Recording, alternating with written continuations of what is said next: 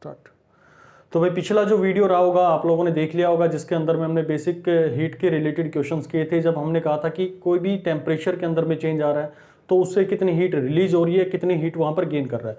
फिर हमने बात करी थी कि अगर दो अलग अलग मटेरियल्स को हम आपस में मिला देते, चाहे वाटर या आइस को हमने मिलाया था, स्टीम और आइस को मिलाया था, तो हमें कितनी हीट चाहिए कि कितना वहां पर स्टीम रह जाती है, कितना वाटर रह जाता है, कितनी आइस रह जाती है। इन सब चीज़ों के बारे में आपने बात करी थी और बहुत से क्वेश्चंस भी मैंने आप लोगों को दिए थे और आप लोगों ने बहुत सही जवाब भी दिए कमेंट बॉक्स के अंदर में। तो आज मैं आप लोगों के साथ में जो हमने हीट का एक छोटा सा कंसेप्ट पढ़ना शुरू किया था उसको थोड़ा आगे बढ़ाते हैं। जो मैंने आप लोगों से कहा था ना, शुरुआत जब मैंने करी थी तो मैंने कहा था कि एक मेरे पास में वुड की चेयर है और एक मेरे पास में आयरन की चेयर है, आप कौन से पे बैठना प्रीफर करते हो? तो आप सबका आंसर आया था कि जी हम यहाँ पर वुड की जो चेयर होगी उसके ऊपर में बैठना प्रीफर करते हैं, क्योंकि इसके ऊपर जब हम बैठेंगे तो हमें हीट कम लगेगी। पॉइंट ऑफ नेटेड, यहां पर हमारे पास में हीट कम लगेगी, लेकिन थोड़ी देर के बाद में आप देखोगे तो ये भी गर्म आपको लगना शुरू हो जाएगी।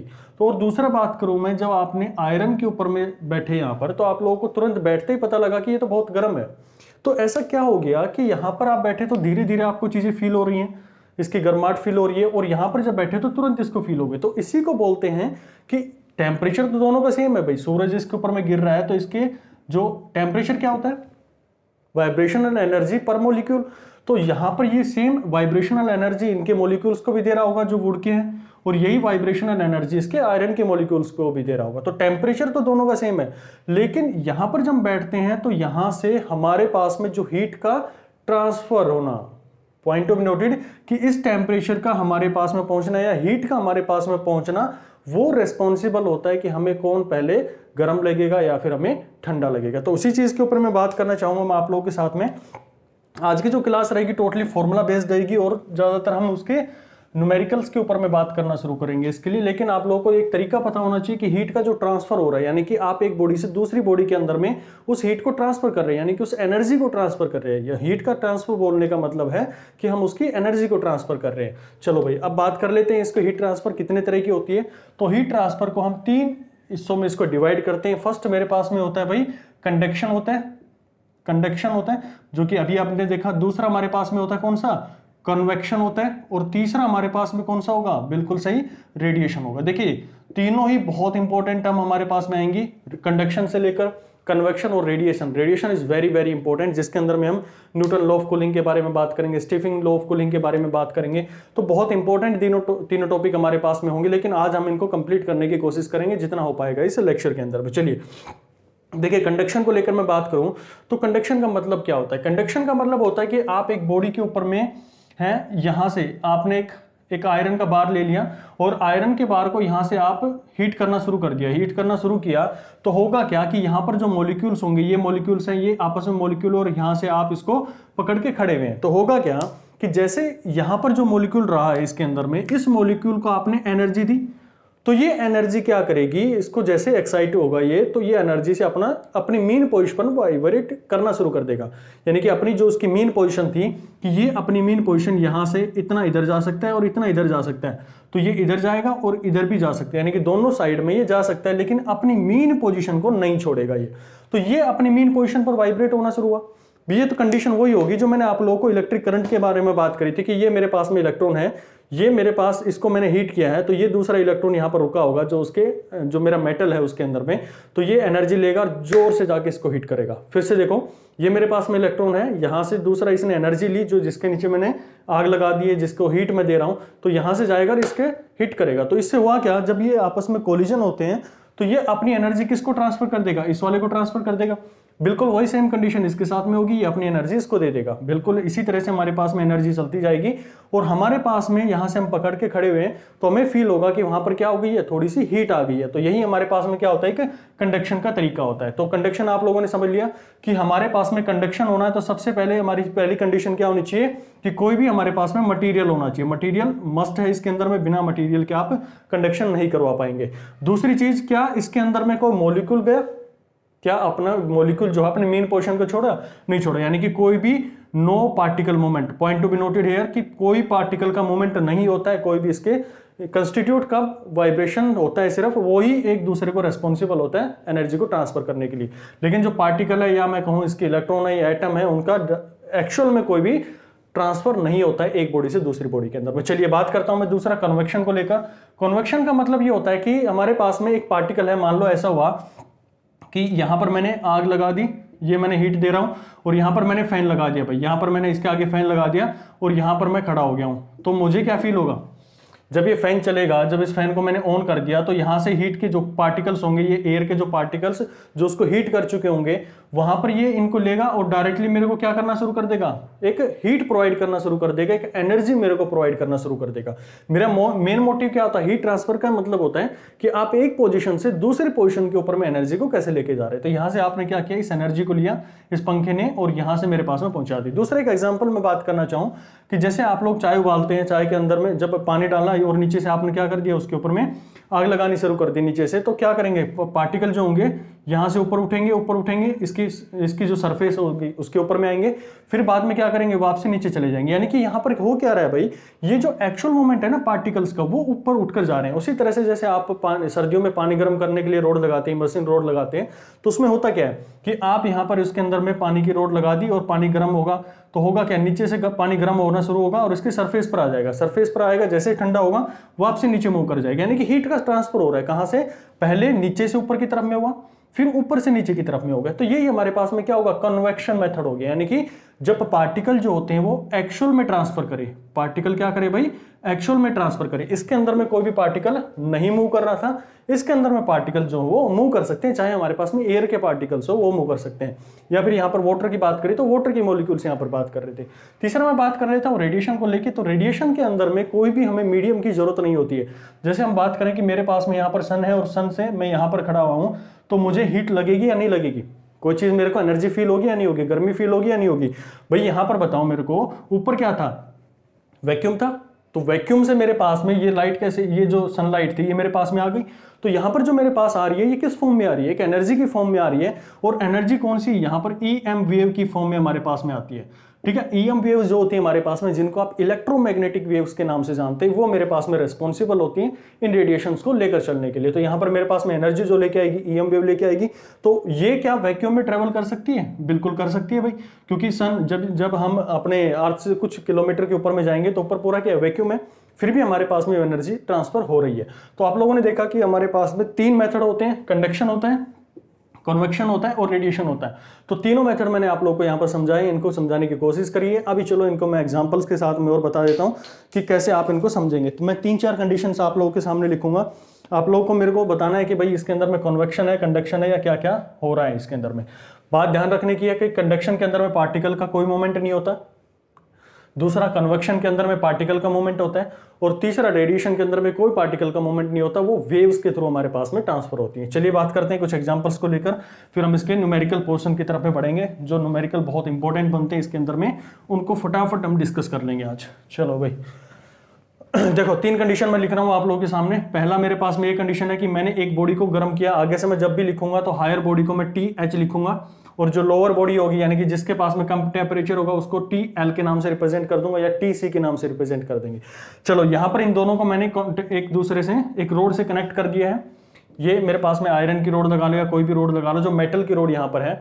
दूसरा यहां पर एयर पार्टिकल्स हैं। ओके, अब मेरे को ये बताओ कि यहां से यहां तक हीट का ट्रांसफर कैसे होगा।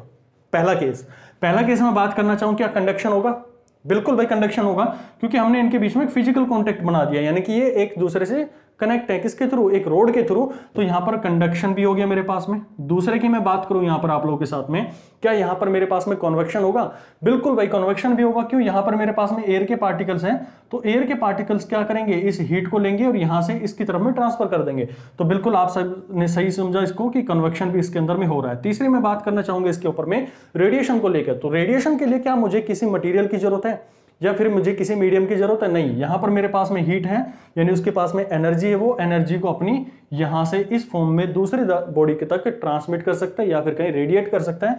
तो इसके अंदर में मेरे पास में क्या हुआ, रेडिएशन भी हो गया भाई। तो तीनों मेथड इसके अंदर में होगी।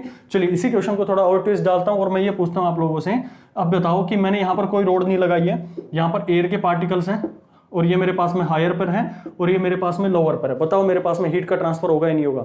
जी हाँ, बिल्कुल यहां पर ट्रांसफर हो रहा है, लेकिन कौन कौन सा होगा भाई मेरे को बताओ। क्या यहां पर कंडक्शन की बात करूं तो कंडक्शन हो पाएगा? जी नहीं, क्योंकि हमने एक दूसरे को यहां पर कनेक्ट नहीं किया है जो पार्टिकल यहां से इस तक अपनी एनर्जी को लेके जा सके। तो यहां पर नहीं लेके जा पा रहा है, तो इसके अंदर में कंडक्शन तो नहीं होगा, बिल्कुल नहीं होगा। कन्वेक्शन की बात कर लेते हैं। तो कन्वेक्शन, क्योंकि मैंने एयर यहां पर दे दी है, तो एयर को हीट, एयर के जो मॉलिक्यूल्स होंगे वो हीट लेंगे और यहां से लेकर इसको ट्रांसमिट कर देंगे। तो यहां पर दूसरा मेरे पास में क्या हो गया? कन्वेक्शन हो गया भाई। तीसरी मैं बात करूं रेडिएशन को लेके, तो क्या रेडिएशन के लिए मुझे मीडियम है या नहीं है, उसकी जरूरत है या नहीं है? बिल्कुल नहीं है, कोई जरूरत नहीं है उसकी। एयर है तो भी होगा, वैक्यूम है तो भी मेरे पास में होगा, यानी कि रेडिएशन तो हमेशा और हमेशा इनके बीच में होता रहेगा भाई। चलिए मैं तीसरी बात करता हूं, तीसरी कंडीशन आप लोगों को दे रहा हूं मैं। तीसरी कंडीशन मैंने ये कर दिया कि यहां पर दोनों बॉडी है, टी हायर पर है और ये टी लोअर पर है, और यहां पर मैंने वैक्यूम क्रिएट कर दिया, वैक्यूम क्रिएट कर दिया है। अब बताओ मेरे पास में कौन सा यहाँ पर ट्रांसमिशन होगा? तो बिल्कुल आप लोगों ने सही समझा होगा कि केवल और केवल यहाँ पर कौन सा होगा? रेडिएशन मेथड यहाँ पर होने वाला है। क्यों होगा भाई? क्योंकि रेडिएशन मेथड इसलिए हो पाएगा क्योंकि हमारे पास में ना तो एयर पार्टिकल है जो कि कन्वेक्शन के थ्रू अपने पार्टिकल्स एनर्जी लेकर इसके पास में ले जाए, कंडक्शन हो नहीं सकता क्योंकि हमने किसी मेटल के साथ में इसको कनेक्ट नहीं किया, या किसी हमने रोड हो गया या फिर कोई हमारे पास में मेटेलिक बॉडी है उससे एक दूसरे के बीच में इनका फिजिकल कांटेक्ट नहीं करवाया। तो यहाँ पर हमारे पास में केवल और केवल रेडिएशन मेथड के थ्रू यहाँ पर एनर्जी ट्रांसफर होगी। चलिए एक छोटा सा और ट्विस्ट डालता हूँ मैं इसके अंदर में, और अब मेरे को बताओ, ये आप लोग बताएंगे कि मेरे जो एग्जाम्पल मैं आप लोग को दे रहा हूँ, आप कमेंट बॉक्स में इसको मेरा आंसर बताएंगे कि इसके अंदर में बीच में मैंने वैक्यूम डाल दिया है, यहाँ पर वैक्यूम है, ये मेरे पास में कंडक्टिंग रोड है, यहां पर मेरे पास में हायर पर है और यहां पर मेरे पास में लोअर पर है। तो बताओ इसके अंदर में कौन कौन से मोड हीट के पॉसिबल हैं? कंडक्शन, कन्वेक्शन, रेडिएशन, या कोई भी नहीं? चलिए इसका आंसर मेरे को आप कमेंट बॉक्स में देंगे और पक्का देंगे। आई होप आप लोगों को ये समझ में आ गई होंगी चीजें कि आपको करना क्या है। चलो अब मैं बात कर लेता हूं कंडक्शन को लेकर। तो कंडक्शन के अंदर में हमारे पास में होगा क्या, आप लोगों ने समझ लिया होगा। स्क्रीनशॉट ले लो भाई जल्दी से इसका ना, हाँ बिल्कुल हो गया होगा। चलो कंडक्शन को मैं सबसे पहले उठा रहा हूँ। कन्वेक्शन आपको ज़्यादा पढ़ना नहीं होता क्योंकि सिलेबस के अंदर में जब हम बात करते हैं इसको 11th क्लास के अंदर का जो सिलेबस है, तो वहाँ पर कन्वेक्शन को ज़्यादा डिटेल में नहीं देखना होता, हमें केवल और केवल कंडक्शन और रेडिएशन के बारे में ज़्यादा एनालिसिस करना होता है। तो कंडक्शन की बात करूँ मैं, तो कंडक्शन कुछ इस तरह का है कि आप लोगों ने मान लो ये मेरे पास में एक रोड, दो बॉडीज यहाँ पर मैंने रख लिए हैं, ये मेरे पास में हायर टेम्परेचर पर है और ये मेरे पास में लोअर टेम्परेचर पर है। तो यहां पर इनको कंडक्शन करवाना है तो भाई इनके बीच में पहले तो क्या करना पड़ेगा, मुझे एक रोड कनेक्ट करनी पड़ेगी या कोई मेटल इनके बीच में कनेक्ट करना पड़ेगा जो कि हीट को यहां से इस डायरेक्शन तक लेके जा सके। भाई आप लोग एक चीज ध्यान रखना, जब भी मैं बोलता हूं कि भाई हीट और टेम्परेचर की बात करते हैं, हीट हो गया मेरे पास में, टेम्परेचर हो गया, तो टेम्परेचर तो होता है कि मेरे पास में ये मॉलिक्यूल जो हैं इनके पास में कितनी वाइब्रेशनल एनर्जी है। और जब मैं हीट की बात करता हूं तो हीट जो कंसेप्ट होता है वो आता है जब आप किसी को ट्रांसफर कर रहे हो, यानी कि टेम्परेचर का चेंज आ रहा है, उस एनर्जी को कहीं पर ट्रांसफर कर रहे हो, तभी हमारे पास में किस में आता है, ये एग्जिस्टेंस में आता है हीट। अगर किसी एक पर्टिकुलर बॉडी की बात करोगे तो उसके पास में हीट नहीं होती है, उसके पास में टेम्परेचर होता है, उसके पास में एनर्जी होती है। लेकिन आप हीट को लेकर अगर कंसेप्ट रखोगे तो हमारा सीधा सीधा मतलब होता है कि आपने कितने टेम्परेचर को चेंज कर दिया, यानी कितनी एनर्जी को एक बॉडी से दूसरी बॉडी तक ट्रांसफर कर दिया। तो हीट और टेम्परेचर ये दोनों आप लोगों को समझ में आ गई होंगी चीजें। तो यहां पर मैंने वही चीज समझाई आप लोगों को कि हायर पर मैंने रख दिया इसको, यानी कि इसके पास में हायर एनर्जी होगी इसके मॉलिक्यूल्स के पास में, यहां पर जो है इसके पास में लोअर एनर्जी होगी। तो जब भी हमने इनको कनेक्ट कर दिया तो यहां पर मुझे पूछा गया कि भाई कितना इसके अंदर में हीट का ट्रांसफर हुआ होगा। तो हीट का जो यहां पर ट्रांसफर होता है उसको हम बोलते हैं कि H, यानी कि हीट मेरे पास में उसका transfer that will be equal to D, Q लिख दो या फिर टी लिख दो टेम्परेचर के साथ में, और डिवाइडेड बाय टी, यानी कि टाइम के साथ में कितना उसके अंदर में चेंज आ रहा है, उसके टेम्परेचर के अंदर में कितना चेंज आ रहा है, उसी को हम यहाँ पर रिप्रेजेंट कर देते हैं। अगर फिर भी आप लोगों को हीट ये समझ में नहीं आ रहा हो क्यों, तो आप इसको टेम्परेचर भी रिप्रेजेंट करके दिखा सकते हैं dt बाई dt के नाम से। T मेरे पास में टेम्परेचर होगा, यानी कि अगर मान लो ये मेरे पास में 40 डिग्री सेल्सियस पर था और ये मेरे पास में जब इनको टच करेंगे इन बॉडीज को आपस में इस कंडक्शन के थ्रू, तो बिल्कुल है कि भाई हमारे पास में हायर एनर्जी से लोअर एनर्जी जाने की हर एक की कैपेबिलिटी होती है ताकि वो स्टेबिलिटी अपने पास में अचीव कर ले। तो हमने देखा कि कुछ टाइम के बाद में जब मैंने इसको ऑब्जर्व किया, तो मान लो मैंने 2 सेकंड बाद ऑब्जर्व किया तो 30 डिग्री सेल्सियस पर चला गया। ओके 30 डिग्री नहीं, इसको मैं बोल देता हूं कि मैं 20 डिग्री सेल्सियस पर चला गया। हालांकि ये दोनों क्या करेंगे, थोड़ी देर के बाद में एक स्टेबल स्टेट पर चले जाएंगे। वो स्टेबल जो हमारे पास में बनेगी वो स्टेबिलिटी कुछ टाइम के बाद में आती है, वो हमारा अभी इशू नहीं रहेगा, उनको उसके ऊपर भी हम काम करेंगे। तो यहाँ पर मैंने कहा कि उसके टेम्परेचर के अंदर में कितना चेंज आया, तो आपने कहा कि भाई मेरे पास में टेम्परेचर के अंदर में चेंज आया 20 का। तो कितनी देर के अंदर में आया, तो आपने कहा कि भाई उसके अंदर में हमारे पास में जो टेम्परेचर आया है या फिर उसकी हीट के अंदर में जो चेंज आया है वो मेरे पास में 2 सेकंड के अंदर में आया। तो यहां पर आप कहेंगे कि 10 जो मेरे पास में है 10 डिग्री सेल्सियस वो हर सेकंड के अंदर में चेंज कर रहा है। इसी तरह से हम उसकी हीट के बारे में भी इसको रिप्रेजेंट कर सकते हैं। अब कई बार आप लोगों से क्वेश्चन पूछे जाते हैं इसको जो हमारे पास में लेंथ वाइज लेकर, तो भाई हमें ये पूछ लिया भाई इस लेंथ पर क्या रहेगा, यहाँ पर क्या टेम्परेचर होगा, यहाँ पर क्या टेम्परेचर होगा। अब ऐसा तो है नहीं कि मैंने यहाँ पर 40 डिग्री लगाया है और 20 डिग्री थ्रू आउट यहाँ पर कॉमन बन जाएगा टेम्परेचर। जी नहीं, कभी भी नहीं बनता है। ये एक पॉइंट आप लोग ध्यान रख लेना कि अगर मान लो मेरे पास में एक यूनिफॉर्म रोड है ये इस तरह की, तो इसके अंदर में अगर मैं इसको 3D बना दूं, यहां पर मैं इसका 3D बनाने की कोशिश करूं, तो इसके किसी भी एक पॉइंट के ऊपर में ये मेरे पास में क्रॉस सेक्शनल एरिया मैंने कंसीडर कर लिया है। तो इस पर्टिकुलर क्रॉस सेक्शनल एरिया पर, इस पर्टिकुलर क्रॉस सेक्शनल एरिया पर हमारा क्या रहने वाला है, यहां पर थ्रू आउट इसके अंदर में, इस पर्टिकुलर एरिया के अंदर में, इस पर्टिकुलर एरिया के अंदर में टेम्परेचर अगर T1 है, यहां पर T2 होगा। यहां पर थ्रू आउट सेम टेम्परेचर नहीं होगा भाई। सेम टेम्परेचर हो गया तो फिर यहां पर जरूरत ही क्या पड़ी, इन चीजों की ट्रांसफर हो ही नहीं पाएगा। फिर यहां पर तो हमें जो हमारे पास में कंटिन्यूस हीट का ट्रांसफर होते रहना है। तो यहां पर क्या करोगे कि कुछ एक एरिया आप कंसीडर करोगे, वहां पर ये क्या रहेगा, हमारे पास में टेम्परेचर कांस्टेंट रहेगा। बाकी जगह पर हमारे पास में क्या होगा, अगर उनकी बात करोगे तो अलग अलग होगा, यानी कि T1 अलग होगा, T2 अलग होगा। कोई तीसरा आपने क्रॉस सेक्शनल एरिया यहां पर कंसीडर कर लिया तो वहां पर T3 रहेगा। फिर भी हम बात करें कि अगर ये मेरे पास में T हायर है, T लोअर है मेरे पास में, तो ये मेरे पास में T हायर अगर ये 40 है तो ये मान लो 30 हो गया, ये 20 हो गया, ये T3 मान लो 10 हो गया। तो देख पा रहे होंगे आप कि इनकी वैल्यूज हमारे पास में अलग अलग रहेंगे, सेम वैल्यू नहीं रहेंगे। तो ठीक उसी तरह से अगर आप लोगों से जिसके डिस्टेंस वाइज पूछ लिया जाए कि भाई किस डिस्टेंस पर कितना मेरे पास में टेम्परेचर होगा या कितनी हीट मेरे पास में रहेगी, तो इसका डायरेक्ट फॉर्मूला आप लोगों को याद रखना है, heat can be represent at minus K A dt by dx। अब ये dt बाई dx क्या है भाई, यहां पर आप चाहो तो इसको ना जो बुक्स होंगी उसके अंदर में आप लोगों को Q मिलेगा, हीट के नाम से भी आप इसको रिप्रेजेंट कर सकते हैं, dq बाई dt। ये मेरे पास में रहने वाला भाई। चलो बात कर लेते हैं, ये हमारे पास में क्या आया कि जो हमारे पास में हीट आएगी यानी कि हीट का ट्रांसफर हो रहा होगा, तो वो दे रहा होगा कि एक हमारे पास में कांस्टेंट बन के आएगा, जिसके बारे में हम बात करेंगे बहुत, इसके ऊपर में न्यूमेरिकल्स बनते हैं, जिसको आप बोलते हैं थर्मल कंडक्टिविटी के नाम से जानते हैं। क्या नाम है भाई इसका, थर्मल कंडक्टिविटी के नाम से जानते हैं। ए मेरे पास में क्या होता है, ए होता है कि आप जिस पर्टिकुलर पॉइंट पर या जिस सरफेस की बात कर रहे होते हैं उसके क्रॉस सेक्शनल एरिया के बारे में बात कर रहे होते हैं। जैसे बात करूं कि भाई कोई गर्म तवा है, उस गर्म तवे के ऊपर में आप अपनी उंगली रखो पहले, उस टाइम ज्यादा आपको गर्म फील होगा, या फिर आपने पूरा हाथ रख दिया उस टाइम पे आपको एकदम झटके से गर्म फील होगा। देखो गर्म तो दोनों के अंदर में फील होगा, लेकिन वहां पर हमारे पास में हीट का ट्रांसफर ज्यादा हो जाएगा। जब हमने हाथ रख दिया गर्म तवे पर तो वहां पर हीट का ट्रांसफर बहुत ज्यादा हो जाएगा। जब हमने उंगली रखी तो हमारे पास में कम हीट का ट्रांसफर हो रहा होगा। तो ये कहीं ना कहीं हमारे पास में हीट का जो ट्रांसफर वो ए पर भी डिपेंड करते हैं, यानी कि उसके पास में कितना क्रॉस सेक्शनल एरिया लेके चल रहा होता है। फिर हम बात करें कि dt यानी कि उसके टेम्परेचर के अंदर में कितना चेंज आएगा, और dx का मतलब होता है किस डिस्टेंस पर आप उसको मेजर कर रहे हो, जो टेम्परेचर यार पहले यहां पर मेजर कर रहे हो, इस एक्स पे मेजर कर रहे हो, इस एक्स पे मेजर कर रहे हो, इस पॉइंट पे मेजर कर रहे हो या इस पॉइंट पर मेजर कर रहे हो। तो आप लोगों के लिए यहां पर जो दो मेजर फॉर्मूलाज यहां पर निकल के आए हैं ये आप लोगों के सामने आगे होंगे। अब एक छोटा सा फॉर्मूला आप और याद रखना, ये दो फॉर्मूलाज हो चुके हैं। एक छोटा सा फॉर्मूला इसके अंदर में थर्मल रेजिस्टेंस को लेकर आता है, थर्मल कंडक्टिविटी आप लोगों ने देख ली। तो उसी तरह से जब हम बात करें, ये जल्दी से इसका स्क्रीनशॉट ले लो, इसको मैं मिटाकर अब एक फॉर्मूला और लिखने वाला हूं जो कि काफी इंपॉर्टेंट रहेगा, वही हमारे पूरे इस डिस्कशन का कंक्लूजन रहेगा। चलो भाई बात कर लेते हैं। ये एरिया समझ में आया कि कौन से एरिया की बात कर रहा होता है, जो सरफेस हमारे पास में एक्सपोजर में है या फिर कोई हमारे पास में क्रॉस सेक्शनल एरिया आप लोगों को गिवन होगा। ऐसा यूनिट मीटर स्क्वायर के अंदर में आप लोगों को यूज करनी है। चलो भाई इसके अंदर में अब देख लेते हैं क्या हमारे पास में हीट को लेकर और फॉर्मूलाज यहाँ पर आने वाले हैं हमारे एग्जाम के लिए जो इंपॉर्टेंट बनने वाले हैं। चलो एक फॉर्मूला आप लोगों ने ये देख लिया, कौन सा था भाई, कि मेरे पास में हीट जो है इसको आप ये रिप्रेजेंट कर सकते हो, that will be equal to dq by dt के नाम से, आप यानी टेम्परेचर के साथ में।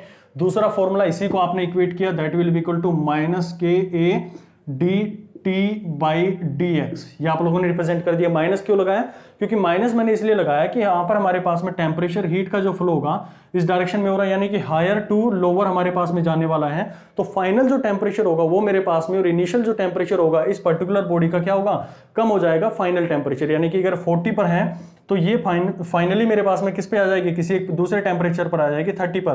तो ये मेरे पास में 30 - 40 ये वैल्यू -10 आने वाली है। तो इस टर्म को पॉजिटिव बनाने के लिए यहाँ पर हम किसका यूज करते हैं, नेगेटिव का यूज कर लेते हैं। बाकी कोई इतना ज्यादा इसका सिग्निफिकेंस नहीं है, सिर्फ ये बता रहा है कि यहाँ पर हमारी हीट वो लूज कर रहा है। चलो भाई अब बात कर लेता हूं मैं कि के की वैल्यू क्या रहने वाली। के ही हमारे पूरे हीट का एक की रोल यहाँ पर अदा करेगा। तो के की वैल्यू आप लोग याद रखना कि ये मेरे पास में थर्मल कंडक्टिविटी होती है, और इसी के साथ में हम जोड़कर एक हमारे पास में थर्मल रेजिस्टेंस है उसको डिफाइन करते हैं। थर्मल रेजिस्टेंस मेरे पास में क्या रहेगा, that will be equal to L divided by KA। ठीक है, ये भाई आप लोग इस फॉर्मूले को याद रखना।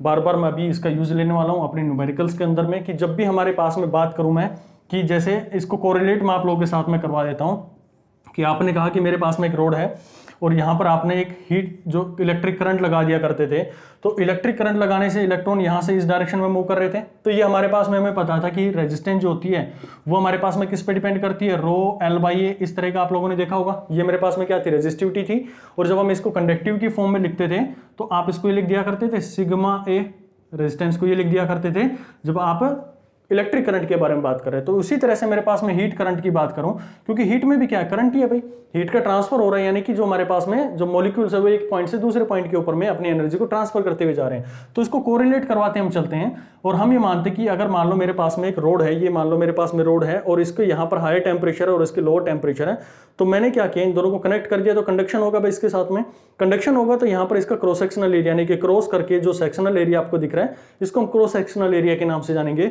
और L इसकी जो लेंथ है, यानी कि ये L लेंथ है और ये मेरे पास में क्रॉस सेक्शनल एरिया A है। तो यहाँ पर जब हम इसके चारों तरफ हीट लगाएंगे, इसके ऊपर में हीट लगा देंगे, यहाँ से हाई टेम्परेचर से लो टेम्परेचर की तरफ मूव करेगा, तो इसके अंदर में जो रेजिस्टेंस आने वाला है, अगर आप लोगों ने रेजिस्टेंस नहीं देखा है तो मैंने करंट का जो चैप्टर पढ़ाया है उसके अंदर में आप लोगों को बहुत अच्छे से करंट के ऊपर में मैंने काम किया है, वहां पर आप उसको जाके देख सकते हैं। तो ये फॉर्मूला ध्यान रखना कि इसको कैसे रिप्रेजेंट करेंगे। L मेरे पास में लेंथ हो जाएगी, K मेरे पास में थर्मल कंडक्टिविटी हो जाएगी, और A मेरे पास में यहाँ पर एरिया ऑफ क्रॉस सेक्शन यहाँ पर आ जाने वाला है। चलो भाई अब मैं और बात कर लेता हूँ कि भाई अगर मान लो आप लोगों ने जो रोड थी वो सीरीज के अंदर में कनेक्ट कर दी, पैरेलल के अंदर में कनेक्ट कर दी, बिल्कुल उसी तरह से मैं बात करूंगा जो आप लोगों ने हीट करंट के बारे में पढ़ी थी। तो तीसरा फॉर्मूला आप लोग के पास में आ गया, कौन सा, R is equal to L/K/A मेरे पास में आ गया। चलो इसको भी मैं यहां पर लिख देता हूं भाई इसके साथ में, ताकि आप लास्ट में एक स्क्रीनशॉट ले लो। तो रेजिस्टेंस मेरे पास में आ गया है, कितना आया, L डिवाइडेड बाई KA मेरे पास में आ गया। A मेरे पास में क्रॉस सेक्शनल एरिया रहने वाला है। चलो ये अलग है भाई, यहाँ पर ये कोमा लगाया मैंने, इक्वल मत कर देना उसको। ओके, अब मैं बात कहूँ कि अगर आपने अलग अलग स्लैब्स है मेरे पास में, जो यहाँ पर मेरे पास में हायर बॉडी थी, ये कुछ इस तरह की हाई टेम्परेचर पर बॉडी थी, और यहाँ पर मेरे पास में लोअर टेम्परेचर पर बॉडी थी।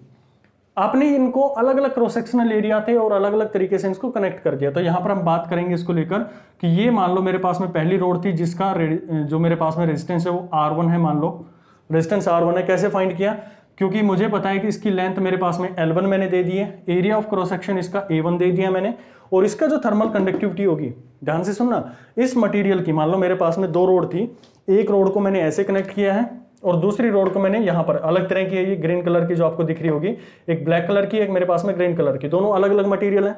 तो अलग अलग मटेरियल है तो मटेरियल वाइज उसकी थर्मल कंडक्टिविटी डिपेंड करती है। तो यहाँ पर उसका के जो मेरे पास में आने वाला है, इसका के मान लो कि आपके पास में थर्मल कंडक्टिविटी K1 है। मैं न्यूमेरिकल करवाऊंगा तो और अच्छी चीजें आप लोगों को समझ में आएंगी यहाँ पर। चलिए दूसरी में यहाँ पर रोड जो है वो कुछ यहाँ पर ऐसे लगा देता हूँ, जिसका एरिया ऑफ क्रॉस सेक्शन मेरे पास में A2 है और जिसकी लेंथ मेरे पास में L2 है, और दूसरा क्या रखूं, इसका रेजिस्टेंस मेरे पास में R2 बन जाएगा ऑटोमेटिकली, और यहाँ पर मेरे पास में इसकी थर्मल कंडक्टिविटी K2 रहने वाली है भाई। तो इस तरह से मैंने दोनों रोड्स को यहाँ पर कनेक्ट कर दिया है।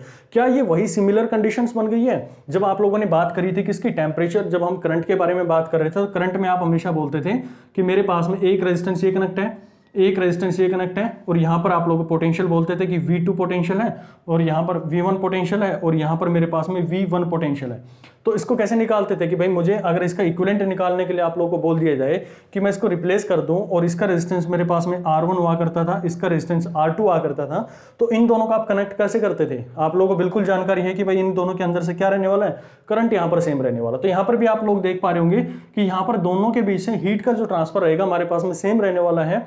तो जो मेरे पास में हीट का ट्रांसफर रहेगा, तो आप लोगों को यहाँ से दिख रहा होगा कि इनको हम कैसे कनेक्ट करते थे। यहाँ पर मेरे पास में टोटल R इक्विवेलेंट आप लोगों से माना जाता, तो R1 प्लस में R2 आप लोगों के पास में आ जाया करता था। तो यहाँ पर भी सेम कंडीशन आप लोगों को यहाँ पर ध्यान रखनी है कि जब भी आप लोगों के पास में हीट से रिलेटेड बात करें और ये बोलते कि दो रोड्स हैं उनको हमने सीरीज में कनेक्ट कर दिया है या वन टू बैक उनको कनेक्ट कर दिया है, तो यहाँ पर इनका इक्विवेलेंट रेजिस्टेंस की बात करें, इक्वल थर्मल रेजिस्टेंस की बात करें, तो इक्वल थर्मल रेजिस्टेंस मेरे पास में रहने वाला है किसके अंदर में, सीरीज के केस में। तो ये मेरे पास में हो जाएगा कितना भाई, R1 प्लस में R2, और इनकी वैल्यूज आप इजीली रख पाएंगे। कैसे रखेंगे, R1 आप लोगों को जानकारी कैसे निकलेगा, L1 divided by K1 divided by A1 plus में L2 डिवाइडेड बाई K1, और ये मेरे पास में K2, ये मेरे पास में क्या आ गया, R इक्विवेलेंट आ गया भाई। ये R इक्विवेलेंट किसका है, जब हम सीरीज की बात कर रहे हैं। तो तीसरा फॉर्मूला आप लोग के पास में कौन सा आ गया, ये फॉर्मूला आ गया। फर्स्ट मेरे पास में ये थे, दूसरा मेरे पास में ये था, और तीसरा फॉर्मूला यहाँ पर ये आ गया। चलो भाई, अब मैं बात करता हूँ इसके पैरेलल कॉम्बिनेशन को लेकर बात कर रहे, तो क्वेश्चन करेंगे उसके ऊपर में ना, तो और क्लैरिटी आ जाएगी। अब दूसरे केस के अंदर में मैंने क्या किया कि यहाँ पर इन रोड्स को कुछ ऐसे था कि ये मेरे पास में दो कंडीशंस थी, ये हायर टेम्परेचर पर है और ये मेरे पास में लोअर टेम्परेचर पर, और इनको मैंने ऐसे कनेक्ट कर दिया दो रोड्स के थ्रू। एक रोड यहाँ से यहाँ कनेक्ट कर दिया है जिसकी लेंथ है मान लो मेरे पास में L1, लेंथ यहाँ पर दोनों भी सेम रहेगी। दूसरा मैंने यहाँ पर कनेक्ट कर दिया है जिसकी भी लेंथ मेरे पास में क्या रहेगी, L से ही खाली आप इसको रिप्रेजेंट कर दो, तो मेरे पास में दोनों की लेंथ L हो गई है।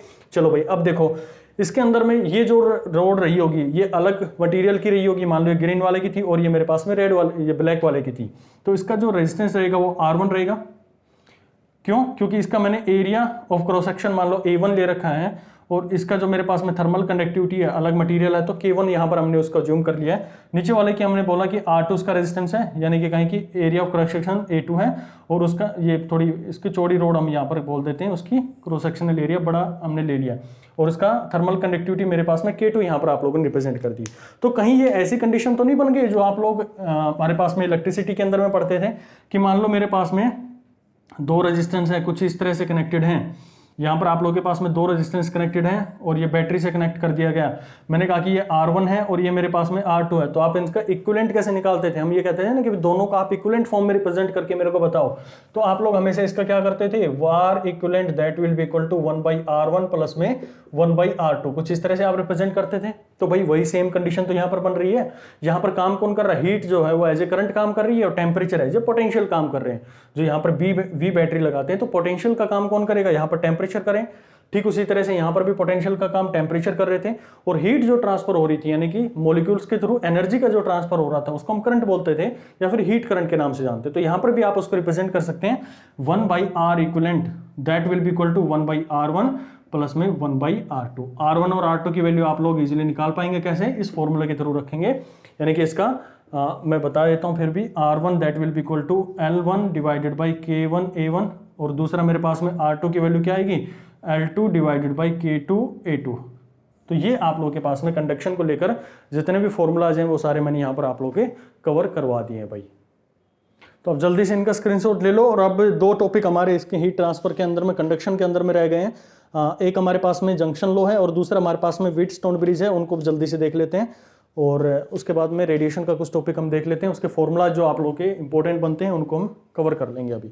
चलो भाई, अब मैं बात कर लेता हूं आप लोगों के साथ में जंक्शन लॉ को लेकर। जंक्शन लॉ जो कि आप लोगों ने किरचॉफ करंट लॉ अगर पढ़ा था, बिल्कुल देखिए जितना भी हमारे पास में ये हीट ट्रांसफर है ना, वो कहीं ना कहीं हमारे इलेक्ट्रिसिटी के साथ में जो है कंबाइन करना पड़ता है। क्यों, क्योंकि हमें जानकारी है कि भाई जो हमारे पास में एक इस तरह से एक रेजिस्टेंस है, तो यहाँ पर वोल्टेज आप लोग आया करते थे हायर पोटेंशियल पर, ये लोअर पोटेंशियल पर, तो यहाँ से एक फ्लो करता था, आई करंट यहाँ से फ्लो किया करता था। उसी तरह से यहाँ पर आप बात करोगे हीट को लेकर, तो हीट के अंदर में होता क्या है कि आपके पास में एक बॉडी है हाई टेम्परेचर पर, ये इस साइड में, और यहाँ पर मेरे पास में लो टेम्परेचर के ऊपर में, तो ये मॉलिक्यूल्स बोल लो या फिर इसकी हीट का जो ट्रांसफर हो रहा है वो यहाँ पर क्या कहलाएगा, हीट करंट के नाम से कहलाएगा। यहाँ पर वो इलेक्ट्रिक करंट के नाम से कहलाता था। यहाँ पर कौन रेस्पॉन्सिबल होता था इसको हीट इलेक्ट्रिसिटी करंट जो था उसको यहाँ से चलने के लिए, तो यहाँ पर वो उसके लिए अंदर में पोटेंशियल जो उसके अक्रॉस था वो रेस्पॉन्सिबल हुआ करता था। यहाँ पर कौन रेस्पॉन्सिबल होगा, यहाँ पर जो टेम्परेचर है वो रेस्पॉन्सिबल यहाँ पर रहने वाले हैं। तो उसी तरह से हम बात करेंगे इसको लेकर कि जंक्शन लॉ क्या बताएगा। जंक्शन लॉ यहाँ पर जैसे किरचॉफ लॉ कहता था कि भाई कोई भी नोड है या कोई भी पॉइंट है, अगर उसको आप कंसिडर कर रहे हो तो वहां पर जितना करंट आ रहा है उतना ही करंट वहां से जाएगा, यानी कि कोई भी करंट वहां पर स्टोर नहीं होता है, यानी कि कोई भी वहां पर आप यूज नहीं करेंगे, सारा का सारा ट्रांसफर हो जाता है। जैसे बात करें कि करंट केस के अंदर में बात करूं, ये मेरे पास में नोड है और मैंने कहा कि भाई यहाँ पर इस पर्टिकुलर पॉइंट के ऊपर में अगर 4 एम्पियर करंट मेरे पास में आ रहा है तो ये 4 एम्पियर करंट 2 एम्पियर इधर चला जाएगा मान लो, और 2 एम्पियर यहाँ चला गया। अगर मैं तीसरी नोड यहाँ पर बना दूं तो तीसरा मान लो ये इस साइड में आ रहा है इस डायरेक्शन में, तो यहाँ से कहीं से भी एक कम हो जाएगा, या एक हो गया या मेरे पास में एक कम हो गया, यानी कि जितना मेरे पास में आ रहा था अगर मैं टोटल सम देखूं 4 माइनस जाने वाले को 2 माइनस मान लो, आने वाले को प्लस मान लो, तो यहाँ पर -2 -1 तो टोटल मेरे पास में क्या हो गया 0 हो गया, यानी कि इस पर्टिकुलर नोड के ऊपर में कोई भी करंट नहीं रुकता है। तो उसी तरह से यहाँ पर भी बात करी गई जंक्शन लो को लेकर। जंक्शन लो क्या कहता है कि मान लो मेरे पास में रोड है, ये एक रोड यहाँ पर आप लोगों ने मान ली, दूसरी रोड यहाँ पर आप लोगों ने मान ली, ये मेरे पास में इस तरह से कनेक्टेड है भाई, लो ये मेरे पास में 2 रोड कनेक्टेड है, जिसके अंदर में मैं कहूँ किसका थर्मल कंडक्टिविटी K1 है, इसकी थर्मल कंडक्टिविटी K2 है, और इसकी थर्मल कंडक्टिविटी मेरे पास में K3 है, यानी कि अलग अलग रेजिस्टेंस यहाँ पर रखे हुए हैं इसके हमने। और यहाँ पर मैंने कहा कि ये जो करंट है इसके अंदर से जो पास कर रहा होगा इसको हम बोल लेते हैं कि मेरे पास में इनका रेजिस्टेंस जो रहने वाला है उसको हमने जो नाम दिया है, मान लो ये मेरे पास में करंट जो इसके अंदर से फ्लो कर रहा होगा I1 फ्लो कर रहा है, यानी कि हीट करंट को नाम दे रहा हूँ। यहाँ से जो फ्लो कर रहा होगा I2 फ्लो कर रहा होगा, और यहाँ से जो करंट फ्लो कर रहा होगा वो I3 यहाँ से फ्लो कर रहा होगा। इसके अंदर में आप लोगों से ये बोल दिया जाए कि टेम्परेचर अलग अलग पॉइंट पर मेरे पास में रखे हुए हैं। मान लो ये टेम्परेचर मैंने मान लिया कि T1 टेम्परेचर पर है, ये T2 टेम्परेचर पर है, और ये T3 टेम्परेचर के ऊपर में। और आप लोगों से ये पूछ लिया जाए कि इस पर्टिकुलर पॉइंट के आप मेरे को टेम्परेचर बताओ कि यहाँ पर क्या टेम्परेचर रहा होगा। तो बिल्कुल ध्यान रखना आप इसको, कैसे हम इसको सोल्व करते हैं, इसका टेम्परेचर निकालना आप लोगों को सबसे बिल्कुल अच्छे तरीके से आता होगा। कि अगर मान लो इसका रेजिस्टेंस मेरे पास में R1 है, इसका रेजिस्टेंस R2 है, और इसका रेजिस्टेंस मेरे पास में R3 है, जो रोड रखी हुई है इनका temperature resistance R1 R2 R3 आप लोगों को दिया हुआ है। तो जो भी नोड होती है ना मेरे पास में, जिस भी नोड को आप कंसीडर करोगे तो उसको हमेशा और हमेशा मानना है किस पे, हायर टेम्परेचर पर मान लेना आप लोगों को। जो भी रोड है मेरे पास में उसको आप हमेशा हायर टेम्परेचर पर मानो, और आपको जानकारी है कि हमेशा हायर टेम्परेचर से लोअर टेम्परेचर की तरफ में हमारा करंट फ्लो करता है। तो कैसे सोल्व करोगे इसको, मान लो टी टेम्परेचर को यहाँ पर हमने हायर मान लिया है, तो इस पर्टिकुलर नोड के अंदर में हमें जानकारी है कि I1 प्लस में I2 प्लस में I3 ये क्या होने वाले भाई, 0 होने वाले हैं। या फिर आप लोग ये भी मान सकते हैं कि मेरे पास में I1 जो करंट होगा, अगर ये हमने इसको आने वाला मान दिया तो ये टोटल करंट डिस्ट्रीब्यूट हो जाएगा दोनों के अंदर में। तो आप ऐसे मान सकते हो I2 प्लस में I3 के नाम से भी आप इसको रिप्रेजेंट कर सकते हैं, जैसा भी आपको सुटेबल लगे आप उसको मानिए। तो यहाँ पर मैं इसको कंसिडर कर रहा हूँ कि यहाँ से जो भी इस पोटेंशियल को हायर पर लेके चल रहा हूँ, तो यहाँ से T माइनस में T1, मैंने कहा कि करंट इस साइड में जा रहा है यहाँ से, तो T1 माइनस में T2, T माइनस में T1 divided by R1 plus में I2 करंट क्या होगा, ये हायर पोटेंशियल पर, ये लोअर पोटेंशियल पर, तो T माइनस में T2 डिवाइडेड बाई कितना भाई, इसका रेजिस्टेंस R2 हो गया, प्लस में तीसरा मेरे पास में क्या हो गया, T माइनस में T3 डिवाइडेड बाई R3, और ये पूरा क्या हो जाएगा मेरे पास में 0 इसकी वैल्यू हो जाएगी। तो ये आप लोग इस तरह से इसको यूज कर सकते हैं। यही मेरे पास में क्या कहलाता है, जंक्शन लो कहलाता है। जो भी टेम्परेचर आप लोगों को गिवन होंगे आप इसके थ्रू उसको निकाल सकते हैं। इसको क्वेश्चन के थ्रू और अच्छे से हम समझ सकते हैं। जैसे क्वेश्चन मैंने दिया कि मेरे पास में ये जो वोल्टेज है, क्वेश्चन लिख लो भाई इसका जल्दी से ना, यहाँ पर मैंने इसको ऐसे रिप्रेजेंट किया कि ये मेरे पास में 0 डिग्री सेल्सियस पर है ये टेम्परेचर इसका, दूसरी रोड है उसका 100 डिग्री सेल्सियस पर है, ये मेरे पास में 100 डिग्री सेल्सियस पर है, और ये मेरे पास में 50 डिग्री सेल्सियस पर है। और यहाँ पर मुझे टेम्परेचर निकालना है कि इस पर्टिकुलर पॉइंट पर टेम्परेचर क्या रहेगा, जबकि ये मेरे पास में 2R है और ये भी मेरे पास में 2R है और इसका रेजिस्टेंस मेरे पास में R है। तो कैसे सोल्व करेंगे इसको भाई, आप लोग बिल्कुल इसको समझ गए होंगे कि क्या मुझे अप्रोच यहाँ पर यूज करनी पड़ेगी इसके अंदर में। तो अप्रोच यहाँ पर मुझे ये यूज करनी है कि ये मेरे पास में X जो है, यहाँ पर एक X टेम्परेचर मान लो, जो भी आप लोगों को समझ में आए वो टेम्परेचर यहाँ पर अज्यूम कर लो। तो मैंने कहा कि यहाँ से जो करंट जा रहा होगा वो इस डायरेक्शन में जाएगा, क्योंकि हायर टू लोअर जाएगा हमेशा, इलेक्ट्रिक करंट हो चाहे हमारे पास में हीट करंट हो। यहां से करंट इस डायरेक्शन में जाएगा क्योंकि x को हमने 100 से ज्यादा माना हुआ है, यानी कि जितने भी हमारे पास में वैल्यूज हैं उन सबसे हमने इस x पॉइंट को सबसे ज्यादा माना हुआ है। तो यहां पर करंट मेरा ऊपर की डायरेक्शन में जाएगा और यहां पे करंट मेरा नीचे की डायरेक्शन में जाएगा। तो चलो इसके बारे में बात करता हूं। तो इस वाले कंडीशन में मेरे पास में x माइनस 0, क्योंकि करंट मेरे पास में I1 प्लस में I2 प्लस में I3 तीनों क्या रहने वाले हैं भाई, 0 रहने वाले। इस नोड में, इस ब्रांच में, इस ब्रांच में और इस ब्रांच में, तीनों के अंदर में 0 रहेगा। तो x minus 0 divided by R plus में I2 करंट कितना हो जाएगा भाई, x माइनस में 100 डिवाइडेड बाई 2R, इसका जो रेजिस्टेंस है यहाँ पर गिवन है, प्लस में x माइनस में 50 डिवाइडेड बाई इसका जो रेजिस्टेंस है दैट इज 2R, और ये मेरे पास में 0 आ जाएगा। क्यों? क्योंकि हमारे पास में नोड ये बोलती है कि उस पर्टिकुलर पॉइंट के ऊपर में कोई भी एनर्जी कंजर्व नहीं होगी, सारी की सारी डिस्ट्रीब्यूट हो जाएगी जितना भी मेरे पास में करंट आ रहा है। तो इसको सोल्व करो भाई, कितना आएगा? जब इसको सोल्व करेंगे then you will get the answer x मेरे पास में 37.5 डिग्री सेल्सियस आएगा। देखो हमने अज्यूम किया था, इस पॉइंट को हमने अज्यूम किया था, वो इन सबसे ज्यादा हो भी सकता है, नहीं भी हो सकता, लेकिन जब हम कैलकुलेशन शुरू करते हैं ना तो वो हमेशा और हमेशा ज्यादा मान के ही हमें लेके चलना होता है। जब हम इसको अप्रोच करेंगे तो ऑटोमेटिकली वो कम है या ज्यादा हमारे पास में आंसर आ जाएगा। देखो यहाँ पर आप लोग समझ पा रहे होंगे कि यहाँ पर हमारे पास में आंसर आया 37.5 डिग्री सेल्सियस। हालांकि हमने अज्यूम क्या किया था, हमने तो कहा था कि भाई सबसे हमारे पास भी ज्यादा है, ये तो केवल इसी से ज्यादा हो पाया। तो भाई आप लोगों को इसमें कंफ्यूज नहीं होना है, आप लोगों को हमेशा मैक्सिमम मान के चलना है, लेकिन जब हम कैलकुलेशन करेंगे तो हमारे पास में इसका सही आंसर आ जाएगा। तो यहाँ पर आप लोगों के पास में सही आंसर आया 37.5 डिग्री सेल्सियस यहाँ पर रहने वाला है। चलो भाई इसके बारे में बात कर लिए। अब एक बहुत अच्छा टॉपिक और करवा देता हूँ आप लोगों को, लास्ट टॉपिक रहेगा कंडक्शन के लेकर, फिर हम इसके न्यूमेरिकल्स के ऊपर में बात करेंगे और रेडिएशंस के कुछ रूल आपको मैं बता देता हूँ भाई, ठीक है? अभी समय है, चलो इसको जल्दी से स्क्रीनशॉट ले लिया भाई। चलो बात कर लेते हैं, क्वेश्चन भी आपको समझ में आ गया। व्हीटस्टोन ब्रिज, नेक्स्ट हेडिंग डालिए व्हीटस्टोन ब्रिज। इसके अंदर में ज्यादा टाइम देने का आपको फायदा नहीं है, अब बस न्यूमेरिकल बेस्ड हम काम करेंगे इसके ऊपर। व्हीटस्टोन ब्रिज क्या कहता है, जैसा आप लोगों ने बात करी थी अपने इलेक्ट्रिक करंट को लेकर। इलेक्ट्रिक करंट के अंदर में क्या बोलते थे कि भाई मेरे पास में अगर ये रेजिस्टेंस कुछ इस तरह की है और ये मेरे पास में कुछ इस तरह का गिवन है, ये एक स्ट्रक्चर आप लोगों को रट लिया होगा आप लोगों ने, ये मेरे पास में है, और मैंने कहा कि भाई यहाँ पर ये एक बैटरी से कनेक्टेड है, एक बैटरी से कनेक्टेड है, तो ये मेरे पास में एक व्हीटस्टोन ब्रिज के नाम से आप इसको जानते थे। यहाँ पर आप गैल्वेनोमीटर लगा दिया करते थे, तो यहाँ आप लोग कहते थे कि ये मेरे पास में गैल्वेनोमीटर जो हो अगर 0 रीडिंग देगा, ये रेजिस्टेंस आपने अगर R1 मान रखी है, ये रेजिस्टेंस R2 मान रखी है, रेजिस्टेंस R3 मान रखी है, ये रेजिस्टेंस R4 मान रखी है। मैं कुल मिला के कहूँ तो मैं इलेक्ट्रिसिटी पढ़ा रहा हूँ आप लोगों को। हीट तो सिर्फ एक नाम आ गया, उसके अंदर में जो वहाँ इलेक्ट्रिक करंट हुआ करता था वो यहाँ पर हीट करंट हो गया। तो इस कंडीशन में इन्होंने बोला कि भाई यहाँ पर जो भी मेरे पास में अपोजिट होंगे ना, जब ये बैलेंस्ड हो जाएगा, यानी कि इस गैल्वेनोमीटर से एक ऐसी रीडिंग हम दें, एक पर्टिकुलर पोटेंशियल इसके ऊपर में जनरेट करें कि यहाँ पर इसके पास में ये गैल्वेनोमीटर 0 रीडिंग दे देता है, तो हम बोलते हैं कि मेरे पास ये क्या हो गया, बैलेंस्ड व्हीटस्टोन ब्रिज हो गया। कैसा भाई? बैलेंस्ड व्हीटस्टोन ब्रिज हो गया है। तो इस केस के अंदर में ये जो अपोजिट रेजिस्टेंस होते हैं इनका मल्टीप्लीकेशन एक दूसरे के इक्वल होता है, यानी कि R1 R4 that will be equal to R2 R3। बस इतना सा आप लोगों को याद रखना है, इसके बेस पे आप सारे क्वेश्चन कर पाएंगे, ठीक है?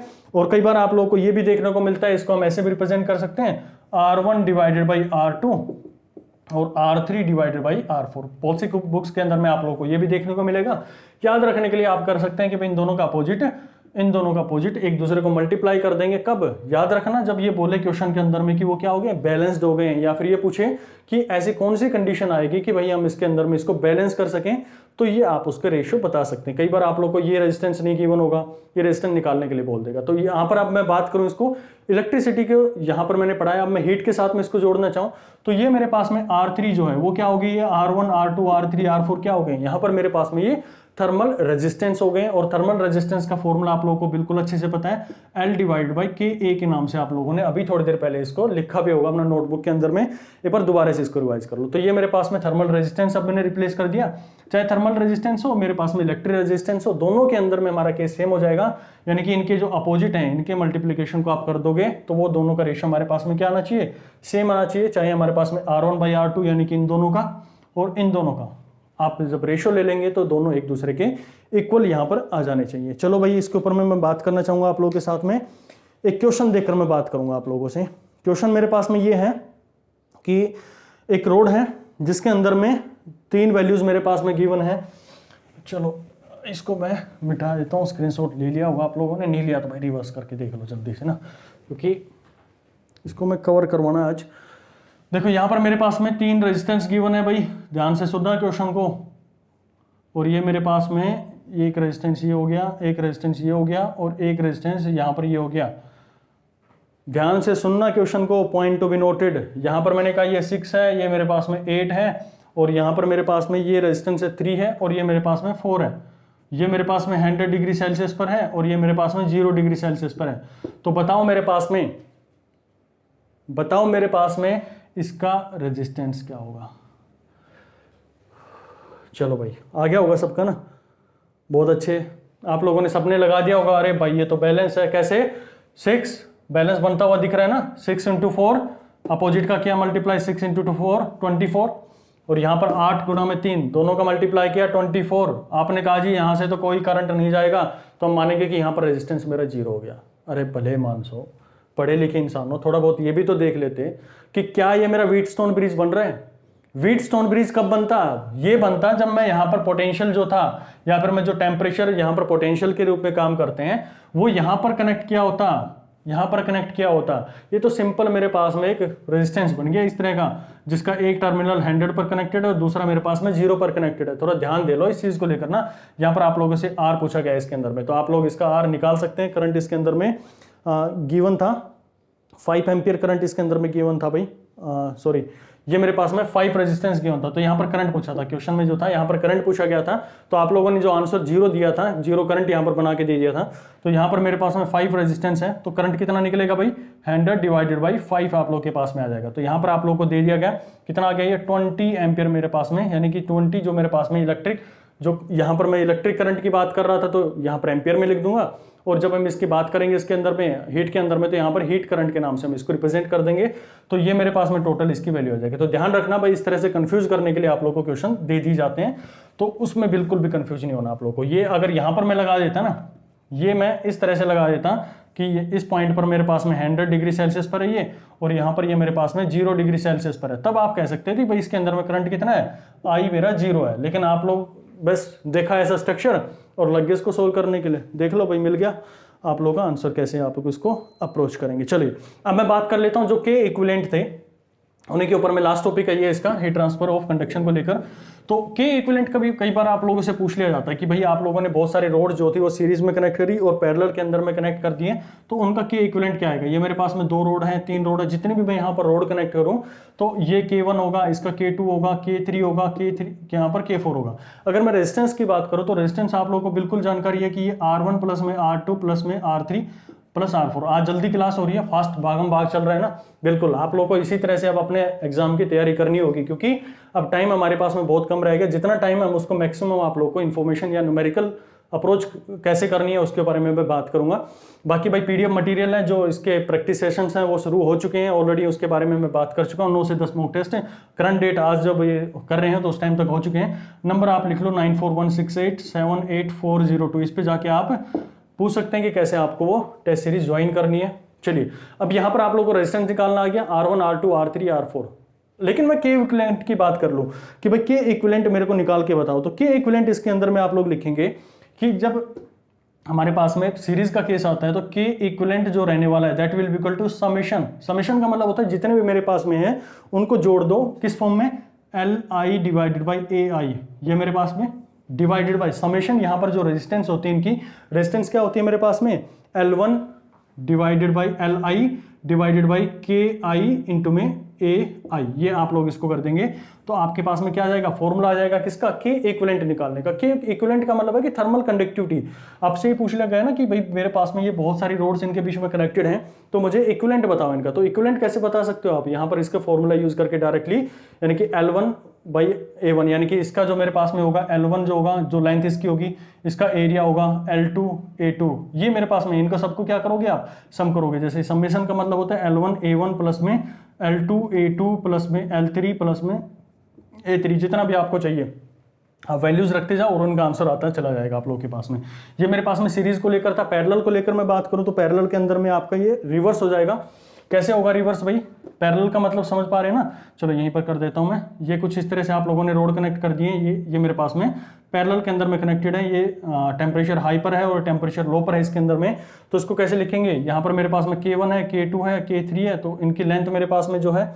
और दूसरा मैं इसको बात करूं इसके के इक्विवेलेंट को लेकर मैं बात करूं तो के इक्विवेलेंट इसके अंदर में बनने वाला that will be equal to summation of KI into में AI डिवाइडेड बाई LI। ऊपर तो मेरे पास में आ गया, इसका क्या किया मैंने, जस्ट उल्टा कर दिया, K1 AI divided by LI, और नीचे भी इसका क्या करेंगे, जो ये आप लोगों को दिख रहा है इसका उल्टा कर दो भाई। यहाँ पर हमने उल्टा कर दिया, AI डिवाइडेड बाई LI कर दिया। ध्यान रखना इसके अंदर में कि ऊपर जो हमारे पास में है ये L बाई ए आया है और यहाँ पर मेरे पास में A बाई एल आ रहा है यहाँ पर, और इसके अंदर में जो यहाँ नीचे लिखा था इसका जस्ट उल्टा करके हम इसको न्यूमरेटर के अंदर में लेके चले गए, यानी कि KI AI divided by LI मेरे पास में आ गया, और इसका हम AI डिवाइडेड बाई LI इसका के इक्विवेलेंट मेरे पास में आ गया। तो ये भाई जितने भी थे हमारे पास में हीट से रिलेटेड जो भी बन सकते हैं क्वेश्चन, आप लोगों को यहाँ पर इन्हीं फॉर्मूला से शुरू करेंगे और इन्हीं पर हम सारे न्यूमेरिकल्स देखेंगे। इसके बाद में हम बात करेंगे रेडिएशन को लेकर। रेडिएशन अपने आप में एक बहुत बड़ा चैप्टर है जिसको हम नेक्स्ट लेक्चर के अंदर में कवर कर देंगे भाई। चलिए आप इन न्यूमेरिकल इन फॉर्मूलाज को एक दो बार रिपीट कीजिएगा। नेक्स्ट सेशन के अंदर में मैं रेडिएशन की टॉपिक रहेगा उसके बारे में बात करूंगा, और हीट का जो पूरा चैप्टर है वो वाइंड अप करेंगे। नेक्स्ट हम थर्मोडायनेमिक्स और KTG kinetic theory of gas के बारे में बात करना शुरू करेंगे। इन न्यूमेरिकल्स को अच्छे से याद कर लेना भाई, ठीक है। चलिए मिलते हैं फिर नेक्स्ट क्लास के अंदर में, और बाकी भाई टेलीग्राम चैनल का लिंक है जिसके ऊपर में इन्फॉर्मेशन मिलती है वो सारा आपको डिस्क्रिप्शन में मिल जाएगा, बाकी सब कुछ आप देख सकते हैं। चलिए मिलते हैं, थैंक यू।